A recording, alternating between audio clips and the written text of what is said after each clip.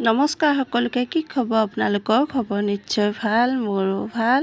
আহকচোন, মই আজি এটা ৰেচিপি লৈ আহিছোঁ। তো চাওঁ ৰেচিপিটো কেনেকুৱা লাগে। চাই যদি ভাল লাগে তে কমেণ্ট কৰি জনাব। তো মই আজি কচুলতি বনাবলৈ ওলাইছোঁ। মই এতিয়া তেলত পিঁয়াজ জলকীয়া সকলোখিনি দি ল'লোঁ। তো শুকান মাছেৰে মই বনাইছোঁ। তো শুকান মাছো দুটা তেলত দি ল'লোঁ। দি লোৱাৰ পিছতে মছলাখিনি দি মই ভালকৈ লৰাই আছোঁ। পিঁয়াজখিনি ভালকৈ ভজা হ'ব। আপোনালোকৰ যদি সৰু ল'ৰা ছোৱালী আছে তে কচুখিনি অলপমান বইল কৰি ল'ব। লোৱাৰ পিছত বনাব, তেতিয়া ল'ৰা ছোৱালীবিলাকেও খাব পাৰিব। কিছুমান ল'ৰা ছোৱালীয়ে যিহেতু কচু খাবলৈ ভয় কৰে, ডিঙি খজুৱাব বুলি, তো তেনেকৈ বনালে লৈ খাব পাৰিব নোখোজাই। এতিয়া মই মছলাখিনি ভালকৈ লৰাই দি আছোঁ। মছলাখিনি ভজা হৈ গ'ল। হৈ যোৱাৰ পিছত মই এতিয়া কচুখিনি বহাই দিম।